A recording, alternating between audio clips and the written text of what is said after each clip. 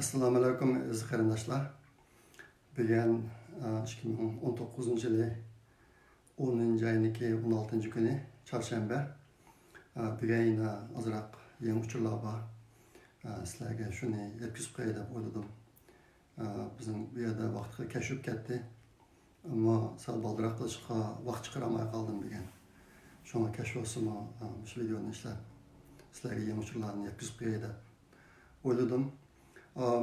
Yaqında vatanda kelgan bir yangi uchur Xitoy Uyg'urlarni tutishda mandaq 4 kategoriya bo'yicha tutibdi cho'ng jihatdan. Uning birinchisi men oldin qatimqi videoda tushuntirgan oila nupsini tizimlash jadvaliga asosan haligi 10 shartniki birisiga tushadigan kishilarni tutish. Oldin qatimliq videoda shu bo'yicha bo'lganda ishlar tutilganlarniki soni kam deganda 4,12 million bo'ldi ekan, yakunda ko'p bo'ldi ekan degan yakunni deb bergan. Bizim chet eldagi bir ziyoliy qarindoshimiz iznish orqali bir qism sonliq ma'lumotlarga asosan statistika ilmiy usuli bo'yicha o'sha yakunni chiqargan. Chunki bu bir soha ekan, Xitoylarni uyg'urlarni tutishga. Ikkinchisi DNA uchuriga asosan tutish. Buni men nima uchun bu DNA asosida tutdi degan to'g'riliq konkret ma'lumot kam edi. Meniki o'zimning faraz qilishcha DNA bo'yicha tutilganlar asosan ularning ichki a'zosi puldiganlar deb o'yladim men. Shunga bu sohada tutilganlar asosan o'lib ketish ehtimolligi nihoyat ko'p. Ichkiriga yo'tkilib, ichkiridagi shu ichki a'zoni almashtirish merkezlerinki qishlik turmada turayotgan Uyg'ur qarindoshlarimiz shu sohada tutilgan qarindoshlarimiz bo'lishi mumkin. Uchinchisi Urumchidan yurtiga qaytarilgandan keyin tutilgan Uyg'urlar. Qarinlarda bor Urumchidan intayin ko'p Uyg'urlar yurtiga qaytaryapti. 2000 shu 5-yil Urumchi qirg'inchiligidan keyin shularni tutish obyektlarining birisi bo'lib qolgan. Dördüncüsü Uygur derslikiga ait kişilerini tutuş. Bu alaqachon başlangan, bizim haberimizde var. Uygurlarchilikka nurg'un sarxillar shu sabab bilan tutilib ketdi. Endi Xitoyniki o'zim plani shu darsni bana qilib turib 3 million Uyg'urni sulashgan. Bularning plani. Bu yana kelgan uchurniki birisi shu. Mening farazimcha buni bir bana darslikdagi milliy ruhni urg'utadigan mazmunlarning bo'lishi bir xil bana. Lekin shu orqali g'ururi va vijdoni va o'ziniki Uyg'ur millatlik ruhi intayin kuchli kishilarni kamsin tutdi ekan degan shu xil tushunchaga keldim men. Endi maqsadimga kelgan uchurda shu kategoriyada Xitoylarni tutmoqchi bo'lgan Uyg'urlarning soni 3 milliondan ko'pkan. Shu g'ururva Uyg'urlardan 3 milliondan ko'pni tutmoqchi ekan. Mayli ota-onalar bo'lsin, bolalar bo'lsin, shu Uyg'ur ruhiniki ta'sir uchuri deydiganlarni hammasini tutib yo'qotmoqchi ekan 3 milliondan ko'p. Bu uchur yangidan keldi. Andan keyin Xitoylar hozir Uyg'urlarni tutgan vaqtida agar bir Uyg'urni xatarli deb o'ylagan bo'lsa, ularni bütün aile boyunca urtuqqanlari hammani qo'shib tutadigan ashunday bir tuzumni yo'lga qo'yibdi. Bu tuzum hozirgi Xitoy tilida, hozirgi zamondagi Xitoy tilida Zeren Language deydi ekan. Zeren Language. Bu degani masliyatni chetib kontrol qilish degan direkt ma'no kelib chiqadi. Buni burungi Xitoy tilida Julianji deydi ekan. Men bu xatlarni shu videoni ostiga yozib qo'yaman. Qiziqadigan qarindoshlarning izini topsa bo'ladi. Julianji deydi ekan. Bu chetib jazolash degan gap ekan. Xitoy buni tarixdan buyon qo'lga kelgan bir usul ekan. Buningda agar bir odam jinoyat o'tkazsa, uni butun oilalarini qo'shib jazolash. Shunaqa ekan. Bo'libmi shu o'limdan qo'rqmaydigan Uyg'urlarga kelgan vaqtida ularniki bütün aile boyunca hammalarni yo'q qilib o'tishni planlab aytibdi Xitoylar. Shu chetib jazolash tuzumi bo'yicha. Bu uçurlar yeniden geldi. Andi Xitoylarniki hozirgi planı Uyg'urlarning ikki avlodini qurbon qilib, Uyg'urni butunlay o'zgartmoqchi. Hem yo'qotmoqchi, hem o'zgartmoqchi ekan. Xitoyniki bir avlodining uzunligi 25 yil ekan. Odatda g'arb ellarida 20 yildak bo'ladi. Xitoylarniki 25 yil ekan. Ashta bo'lganda Xitoylarniki bu qatim tutgan bu yo'li 50 yil davomlashadi. Bir qism Uyg'urlarni o'ltirib tugutish, qolganlarni bolalarni asmasa qilib o'zgartib yo'q qilish. Mushtaq bir plani var. Shundaqda bizningki beshimizga kelgan zulm xil uzun davomlashadi ekan. Agar Xitoyniki siyosiy tuzumida bir cho'ng o'zgarish bo'lmay qolib qolsa, agar kompartiya o'lmay qolib qolsa, 50 yillik planga yangi uchurda deyilishcha. Endi yaqinda men Facebook'ga bir qism narsalarni chiqarib qo'yapman. Bu Amerikadagi bir donliq strategiyachi Steve Bannon degan burun Donald Trumpga maslahatchi bo'lgan. U odam deydi, Xitoy cho'qim o'rildi, kompartiya cho'qim o'rildi deydi. Endi kompartiya cho'qim o'rildi deyotganlar ko'p hozir.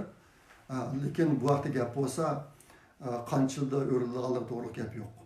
Endi 5 yilda o'rilamdi, 10 yilda o'rilamdi o'qimaymiz, ammo cho'qim o'rildi degan ko'z qarash hozir intayin kuchayotdi. Yaqinda bo'lgan Amerikadagi basketbol voqeasi qatorli bir qator voqealar Xitoy kompartiyasiniki haqiqiy avtobashirsini intayin yaxshi ichmaydi dunyoga. Biz burun shuncha uzun yillar tirishib dunyoga anlatilmagan narsalarni hozir shu hodisalar nihoyat kuchli darajada anlatyotdi. Xudoyim bo'lsa kompartiyaniki yiqilishi pek uzunga bormas. Ben işte o'ylayman. Bu jihatda nihoyat cho'nqur ishoncham bor o'zimniki. Nima bu yana kelgan uchurlar. Endi yaqinda menga boshqa bir talab keldi. U nima desa, hozir shu chet ellik muxbir yoki hukumat xodimlari bilan kurshotgan Uyg'urlar xili bor dunyodagi hamma yerlarda. Ulardan eng ko'p so'raladigan bir savol, nima uchun Xitoy Uyg'urlarni yo'qotmoqchi bo'ladi? Nima uchun hozir yo'qotmoqchi bo'ladi degan savol. Bu savollarga javob berishda ancha mukammallik yo'q. Bu taqotuqqa 5 odam so'zlasa 5 xil javob berayotgan ahvol bak og'ir. Men bu vaqtda izchil diqqat qilyapman bu masalaga. O'zim izlandim. Bir qism tarixiy materiallardan tortib ko'rib, izlanib yakunlagan narsam bor. Men shuni sizlarga bir qisqacha deb beray. Bu 6 sahaba Xitoyniki nima uchun Uyg'urlarni yo'qotmoqchi bo'lganligi, nima uchun hozir yo'qotmoqchi bo'lganligiga oid 6 sabab bor. Bu 6 sababni cho'ng jihatdan ismlarda qoldirib olsanglar, anikin bu har birisi bir izlanish temasi bo'ldi amaliyotda. Biraz izlanib, shu bu chet el muxbirlari bilan davomli kurashib turadigan, hukumat amaldori bilan kurashib turadigan qarindoshlar cho'qim bu sohada izlanib, o'zlariniki bilimini sal kengaytirib, mush sohalarnikini hammasini tandisak, agar vaqtimiz bo'lsa, vaqt berilgan bo'lsa, shuni tandisak. Buniki birinchi sababi, menda eng muhimidan boshlab deydi deb o'ylayman, o'zimniki shaxsiy ko'z qarashi bu.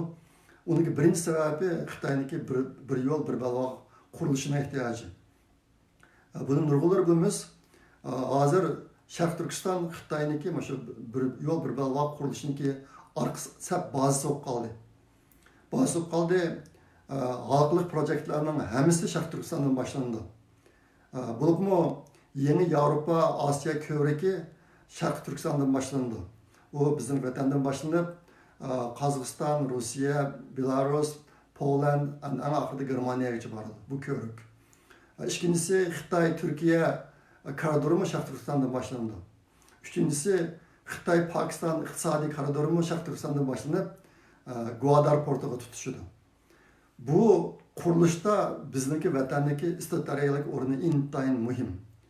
Bizniki shu Sharq Turkistondagi muqim bo'lish bo'lmasligi bu cho'ng qurilishniki muvaffaqiyatli bo'lish bo'lmasligini belgilaydi. Ashta bu boshqa Xitoyniki Uyg'urlarni yo'qotish ishini nihoyatda zo'r kuch bilan 2016-2017 yildan boshlab epressiga sababmish shu. Bir yo'l, bir balvoqniki ehtiyoji. Agar Sharq Turkistonda muqimlik bo'lmasa, Xitoyniki bu qurilishi mag'lub bo'ladi. Ashta bu boshqa Uyg'urlarni mushu qurilish uchun bir xil tahdid deb o'ylab, yaqında bu ishni olib beryapti. Bu birinchi sabab. Ikkinchi sabab Uyg'urlar Xitoy uchun birinchi darajalik bexatarlik tahdidi. Buni odatda ancha ko'p tilga olmaydi bular. Lekin Xitoylarniki cho'ng strategiyachi xodimlar ichida, generallar ichida bu ishni qattiq ta'kidlayotgan odam bor. Buniki bir tipik misoli Dayshu degan general. Men bu to'liq bir necha qatim so'zladim. U deydi, agar Amerika Xitoy cho'qim urushidi deydi. Urush boshlanib qolsa, Amerika intayin qisqa vaqt ichida 300 mingdan 500 minggacha bo'lgan Uyg'ur yoshlarini qurollantirdi. Bu Uyg'ur yoshlari Xitoy askariga qarshi urush qildi oqimizdan. Degan gapi bor bu odamniki. Bu YouTube'da bor. Men buni Facebook'ga chaplab qo'ydim chiqatim. Bu odam deydi, men bu ishni markazga anlatib qabul qildirib qo'ychilik qildirib o'zimning ish harakatini to'xtatmayman deydi. Bu odam Sharq Turkistonda 2 yil tashrif qilib qolgan. 5 yil vaqasidan keyin tashrif qilib berib mushkulasini chiqargan. Xitoy uchun birinchi tahdid Uyg'urlar ekan degan. Yakini chiqargan bu odam. Amerika emas, Yevropa emas, Uyg'urlar ekan degan. Shunga bizning beshimiz hozir kelgan balo qazoniki bir sahifa shu, ikkinchi cho'ng sahifa shu. Undan boshqa Amerikaniki Xitoylarni qo'rshab, cheklab bir taraf qilish strategiyasi bor Amerikaniki. Xitoyniki atrofida chirasi bilan tutishliq davlatlarniki ko'p qismi Amerikaniki do'sti. Amerika shu orqali bir chambarak yasadi, Xitoyni qo'rshab turgan chambarak. Buni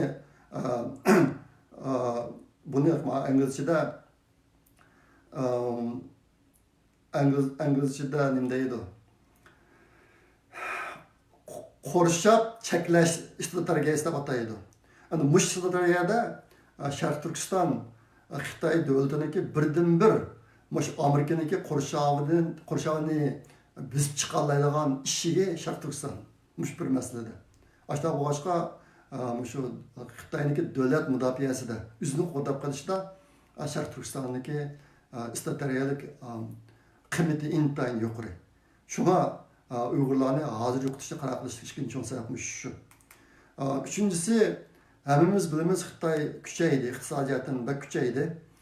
Nurg'un davlatlarni, dunyodagi ko'p davlatlarni iqtisodiy jihatdan o'ziga beqindigan qilib qo'ydi.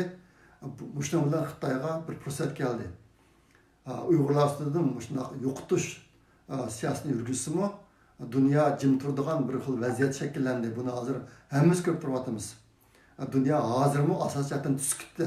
Amerika va Yevropadagi bir qism davlatlardan boshqalari. Xitoy buni nihoyatda rahmatlab turib amalga oshirdi. Hozir Xitoy uchun bir yaxshi fursat bo'lib qoldi. Bu uchinchisi. To'rtinchisi, buni hammamiz obdan bilamiz. Xitoy yer va boyliqqa muhtoj, lekin odamga emas. Xitoyda 1.4 milliard odam bor. Bulardan nüfus kam emas, lekin yer va boyliq bular uchun bek muhim. Bu jihatimi Ayvejin degan bir Xitoy professor bor, Nankai Universitetining professori, uning degan gapi bor. Zamin Xitoy millatiniki faxr iftixori deydigan. Mana bir gapi bor. Bular zaminga intayin amroq. Odamga emas, odam bularniki odam, hayvon, o'simliklarga hech qanday mehr muhabbati yo'q. Lekin zaminni qadrlaydi bular. Zamin va boylikni qadrlaydi, ammo bunga ehtiyoji bor. Shunga bu Xitoylarniki Uyg'urlarni yo'qotib, o'zlariga putuklashan bo'layotgan bir omilni yo'q qilishga sababchi bo'lgan narsamiz shu. Beshinchisi, Xitoyning xarakteri. Buni obdan bilamiz, Xitoy intayin millatchi keladi va kamsitadi boshqalarni. Ular yot millat va yot madaniyatni qat'iy qabul qilmaydi. Ularni yot madaniyatni qat'iy qabul qilmaydi. Yat milletni olsa ya asılması yakıp yoktudu ya ki öldürüp yoktudu. Bu aşağıdaki siyaseti. Bu gapni abetin men tilg'agan Ayvejin professorning tilg'aladash birlik siyosati. Oshkorlar mumkin. Shunga bu 5-sabab. 6-sabab Xitoy hukmdorlari tarixdan buyon intayin zo'r ko'lamda odam o'ldirishni qilib kelgan. Bu işte mayli 2500 yillardan ilgari bo'lsin, yoki shu yaqin 2000-yilda bo'lsin, yoki shu yaqinda bo'lsin, masalan, Xitoy 1949-yili Kompartiya Xitoy hokimini qo'lga olgandan keyin bo'lsin, nihoyatda zo'r ko'lamda odam o'ldirishni davomlashtirib kelyotdi. Bu aslidagi odati. Xitoy hukmdorlarining odati. Nihoyatda zo'r ko'lamda odam o'ldirish. Medenliklarda Mavzudagi o'tgan odamning soni 30 milliondan 60 milliongacha deb mo'ljallandi hozir xalqarada. Endi Uyg'urlarning masalasiga kelsak, Shimsa intayin ko'p Uyg'urlarni o'tgan.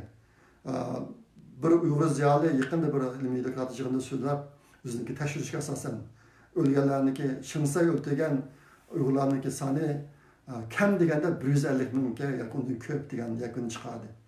Ben bir Tayvanlik ziyarlarniki YouTube videosunu koygan, onunda ular deydi, Şinsay ötegen Uygurlarniki nüfus sani 1 milyonga yaqin bardı deydi. Onundan keyin Wang Jun 1949 yılı Çartırstan'a 200 ming askarlar kirib, nayt jiq Uygurlarni ötegen. 49 yıldan 59 yılgacha bo'lgan orliqda o'lgan Uygurlarning soni 1 million keladi deydi shu bir. Yana bir YouTube'da. Tayvanlik ziyarlarning YouTube'da.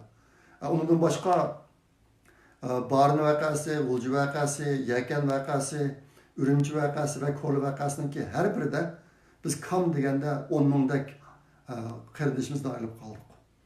Bunlar vəhşi öldürdü, öldürüp atıdı. Endi yakında başlanğan, 2017 yılda başlanğan lager taktikisinden keyin net 100 ming Uygurlar ölüp ketdi. Biz nasıl bilmeyemiz. Hazır ölüp ketken sanın pek köp. Bunu bu Xitoy bemalol qilyotdi, dunyo sukut etyotdi. Bular ishni qilib, ishni urish degan taktik bilan ish qilgan bo'lganligi uchun, xalqaro ko'ramiganlik uchun ular hech qanday muxbirlik kirgizmay, ishni mahkam taqib olib, hozir qilgan ishni qilyotdi. Bizniki nurg'adamimiz o'lkitib bordi. Qisqasi, Xitoyniki Uyg'urlarni yo'qotmoqchi bo'lganligi va hozir yo'qotmoqchi bo'lganligining mushtaq 6 sababi bor. 6 sebep var. Ben bunu kısaca yazıp koyayım şu videonun astığa. Şuna chet el muhbirleri, hükümet xodimlari yoki bu yerdan leksiya so'zlagan vaqtlarda bo'lsa qarindoshlar mana shuni hamzini tanitib olsa. Bundan boshqalari bo'lsa, mening ismimni sepib qo'ysanglar bo'ladi. Inkas shaklida yozib qo'ysanglar men cho'qim izindim to'g'riliq. Lekin mening xulosaligim shu 6 sabab. Shunga bu jihatda hammamizga gap o'xshash chiqsa, bizningki kuchimiz bor bo'ladi, xalqlarimiz ishindi. Bizning gapimizga. Bo'lmasa taqatqi so'zlasak, 5dan chiqib 5 xil so'zlasak degan gapimizning kuchi bo'lmaydi. Bizningki credibilitimiz bo'lmaydi. Kishilar biz degan gapga ishonmaydi. Endi bir qancha yaxshi ishlar bor, buni sizlarga deb qo'yay. Men Facebookga chiqib qo'ydim. To'g'roq ro'yi degan ota-onalar o'qishligi yaqinda e'lon qilindi bir kitob. Buni chet eldagi bir qancha yosh onalar, Uyg'ur onalar ishlab chiqibdi. Nihoyatda ta'sirlandim, nihoyatda obdan yaxshi chiqibdi. Bu onalar yana shu bola tarbiyasi haqida bir qancha chet ellik kitoblarni tarjima qilib qo'yibdi hozir. Endi ular bo'lsa shuni bostirsak degan bir iltimosni sundi. Menga men ularni ko'rib chiqmoqchi, ko'rib chiqib, Xudoyim bilsa birdan bostirishni o'ylayapman shu menga yig'ilgan pul bilan. Facebook'ta yan toplash yig'ilgan pul bilan bostirishni o'ylayapman. Xudoyim bilsa uni bostirib, nihoyatda arzon bahoda taqitimiz keyin. Bu ishni bir planladik. Ma kitobniki PDF nusxasi, kitob nusxasi hozir to'rda bor. Uni ko'chirib Facebook'da bor. Men Facebook'ga chiqarib qo'ydim. Ashyadan tushirilib foydalansangiz bo'ladi. Andan keyin yaqinqi 10 kunlik vaqt ichida Avlod Uyg'ur guruhi bir qator yumshoq detallarni e'lon qildi. Uni ichida Avlod lug'ati, Avlod ovoz kitob detali, app, telefondagi app, ovozlik asar detali, Qur'oni Karim detali, uyg'urchashtirilgan film va kartun filmlarni ko'rish detali, undan keyin Avlod imlo tashrish yumshoq detali qatorliqlar bor. Bular nihoyatda jiq ajr sindirib, ko'p yillab tirishchilik ko'rsatib bu narsalarni ishlab chiqibdi. Men lug'atni tushirib ishlab baqdim, nihoyatda esilki. Bo'lsa bundan yaxshi foydalansak amalan bu yumshoq detallarniki olma telefon nusxasi bilan Android telefon nusxasi erishgisi bor ekan. Erishgisi bor ekan, men uniki tor adresini mana shu videoning ostiga chiqarib qo'yay. Ashyadan tushirib foydalansak. bu qarindoshlarimiz intayin ko'p ajr singdiribdi. Bo'lsa bu ularniki əməyindən həmmimiz ünümlük faydalansak. Ondan keyin yaqında nihoyatda yaxshi asarlar o'tirib chiqyapti. Onun bir qismini Uyg'ur ziyolilarimiz yozyapti, bir qismini tarjima qilyapti. Yaqında maxsus shu hozirgi siyosiy vaziyatga oid maqolalarni, isl maqolalarni tarjima qilgan bir guruhimiz qurildi. Sonimiz Osiyo Uyg'urniki yetakchiligida. Ondan keyin buni Avstraliyadagi Parizat G'ayrat sonimiz qatorliq bir qism qarindoshlarimiz o'qib ovozga hujjat qilib, ham YouTube videosi qilib taqdibyotdi. Endi ba'zanlar YouTube qilsa, telefonda olsa uni YouTube'ni belki bu dataning ishlatilishi belki chiqib ketdi ekan, unisiga ba'zida muammo qoldi ekan. Ovozni bir qadar anglayotgan qilsak bo'ldi degan taklifni bergan. Men bir qancha quloqqa deb hozir shu ovozliq hujjatlarni bevosita anglayoladigan yanfunda. Ashta birga qo'yib qo'yishni deyishdik, ular boshlab bo'ldi, bir qism hujjatlar chiqib bo'ldi. İngilizce hearsis.at aniken slash qo'yib izbasarlar desana chiqadi. hearsis.at/izbasarlar. Ben uniki adresini bu videoda asla chiqib qo'yman. Bundan mobidan paylansak, andiken shu maqola yozish, maqola tarjima qilish, ovozga qilib chiqarish, mushlar kuch chiqarib atgan barliq qarindoshlarga chin ko'nglimdan rahmat aytaman. Hozir dunyodagi o'xshamagan yerlarda o'xshamagan qarindoshlarimiz har xil ishlar bilan millat uchun xizmat qilsak deb tirishyapti. Ko'p ishlar bo'lyapti. Men uniki hammasini yig'ib Masalan, yaqinda bir Uyg'ur o'quvchilar birlashmasi deb bir narsa qurildi. Ularni keyin bu konkretni izlab tushunib olmadim. Sen tushungandan keyin uni qaytadan bu to'g'ri so'zlashim mumkin. Mashtaq nurg'un yaxshilarni qilyapti. Agar ashtaq yaxshilarni xalqimizga bildirib qo'yishda bir yordam qilsangiz deb o'ylasanglar meni, ashtaq narsa qilgan chog'da uni uchurini ma'lumot qo'yinglar. Men mashtaq video ishlagan chog'da biroz tashviq qilib qo'yay. Endi sizlar ajr qilyapsizlar, undan xalqimiz unumli foydalansın. Ashpishni qilaylik. Undan boshqa hozir Uyg'urlarniki beshi kelgan shu zulm krizisni dunyo anglashda dunyoning hamma yerlarida nurg'un ishlar bo'lyapti bir vaqtning o'zida. Hozir shu Rushan singlimiz Yevropada bir qism yerlarga berib leksiya so'zlab qilyapti. Boshqa Londonda u yerda bo'layotgan ahvollar bor. Mush bir hafta ichida Shimoliy Kaliforniyada Aydın Enver singlimiz 3 yerda leksiya so'zlaydi. Bir yerda so'zlayapti hozir. University of California Berkeley degan maktabda undan boshqa yana bir masjid so'zlamoqchi, anadan keyin University of California Davis degan maktabni so'zlamoqchi. Bu singlimiz bir hafta leksiya so'zlashlar bo'ladi. Undan keyin Janubiy Kaliforniyada oldimizdagi ishqaychida xil ko'p faoliyatlar bor, tasdiqlangan. Hozir bugun Amerikaning poytaxti Washingtonda lobbilik haftasi deb bir faoliyat boshlandi. Shu kongress a'zolariga Uyg'ur ishida lobbilik qilish hozir davomlashyapti, bugun boshlandi bu ishmi. Shunday nurg'un ishlar bo'lyapti. Uyg'urlar uchun nurg'un ishlar bo'lyapti. Shunga umidvor bo'laylik. Shuning bilan birga hozir endi ba'zi odamlarniki vatanga boralayotgan bo'lib qolganligi, ancha odamlardan chiqib qolganligi bilan bir qism ozroq siyosiy qizg'inchilikda bo'shatqish ahvollarimi ancha-muncha ko'rilib turibdi. Bu intayin xato. Albatta degandek Xitoy Uyg'urlarni yo'qotishga 50 yilni planlabdi. Bizmi 50 yildan jiroq vaqtni planlab bo'libmi? Agar imkoniyat bo'lsa, burunqidan barhaq tirishib o'zimizning qo'lga kelishni qilsak, bo'lmasa bizga davomli shu nachar xabarlik bo'lyapti. Biz hozir qanchalik xalqimizni olib qoldik bilmaymiz. Keyin agar Kompartiya og'dirilib Xitoyniki biz vatanga berib kuralayotgan ahvol bo'lib qolsa, biz nima kuralaymiz? Men davomli shu narsani ko'z oldimga keltiraman. Bizga nima qoldi hozir? Nima qilyapti? Nima qolmoqchi degan narsani.